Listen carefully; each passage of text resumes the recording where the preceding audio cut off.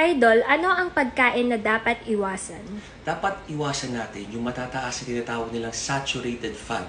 At yung trans fat, actually man-made lang yan. Yung oil na kung ano nung ginawa. Hindi yan healthy fat. Wala yung maitutulong sa atin. At in room temperature, nagiging solid siya. So nagbabara sa mga katawan natin.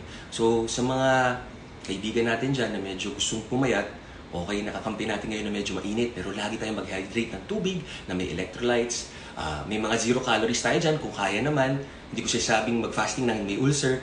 Pag may ulcer, every 3 hours, kumain tayo ng rich in carbohydrates and fiber para slowly ang nutrients. Ang maganda dyan, apple cider, 0 calories, baking soda, 0 calories, konti lang. Kahit half a teaspoon lang sa 1 litrong tubig, sip-sip lang tayo. 0 calories yan, creatine, 0 calories, BCAA, EAAs, lahat yan. And then sana kumain tayo after ng workout para make sure na burn natin yung fat. Pero after ng workout, di pa tayo gutom, huwag muna tayo kumain. Tama kayo, mali ako na your doctor. Do what works for you!